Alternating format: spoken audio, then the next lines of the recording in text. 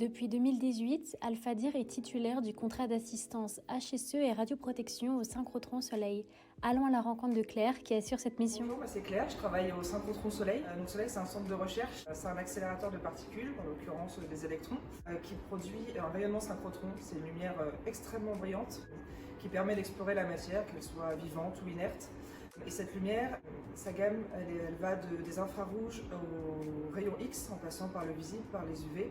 Donc il y a une large possibilité d'expériences réalisables à Soleil. Grâce aux 29 laboratoires qui sont appelés des lignes de lumière, où on peut explorer la matière et en fonction des spécificités de chaque ligne utilise une gamme spéciale de lumière, des échantillons spéciaux sont analysés et des techniques spéciales. Donc certaines lignes vont être spécialisées sur l'infrarouge, d'autres sur l'UV.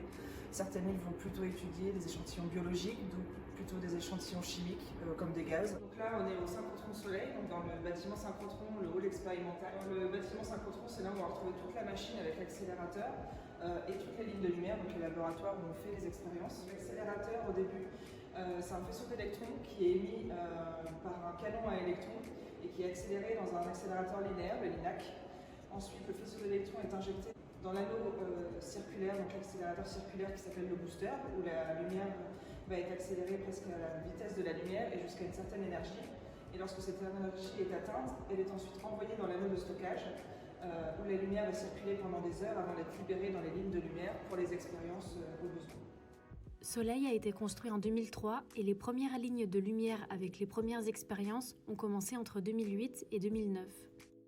Il y a environ 350 personnes qui travaillent en interne à Soleil, avec tout type de métiers, que ce soit des scientifiques, des personnes qui travaillent du côté administratif, à la comptabilité, au service RH et au service support et technique. Donc là, on a l'anneau de stockage qui se trouve tout autour ici. Une fois que le faisceau est libéré pour entrer dans une ligne de lumière, il va rentrer d'abord dans la cabane optique, ici, où le faisceau va être réglé selon la longueur d'onde qu'on veut, les dimensions du faisceau que l'on souhaite. Ensuite, il va rentrer dans la cabane expérimentale. Ici, il y en a deux en l'occurrence, où on va pouvoir mettre les échantillons à analyser et préparer l'expérience en fonction de ce qu'on souhaite étudier. Ensuite, les chercheurs peuvent aller dans la cabane de vie, c'est la station où ils peuvent se reposer et voir aussi les résultats des analyses. Voici à quoi ressemble une cabane expérimentale et la cabane de vie où les données arrivent pour que les chercheurs puissent ensuite les interpréter.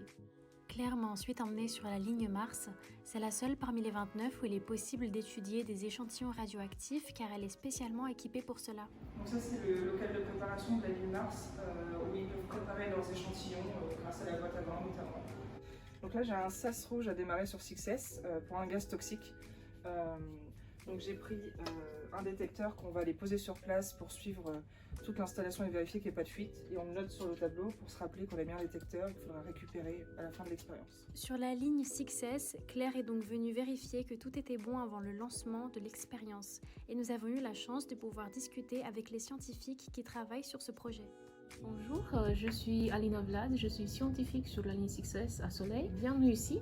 On est intéressé à qu'est-ce qui se passe à la surface des structures de nano-objets. Qu'est-ce qu'on apprend avec ça? Donc on apprend des informations sur la structure des matériaux, notamment par exemple une thématique qui intéresse beaucoup l'équipe 6S, ce sont des nanoparticules pour la catalyse. Et on voudrait étudier comment leur structure et la morphologie change pendant une réaction donnée.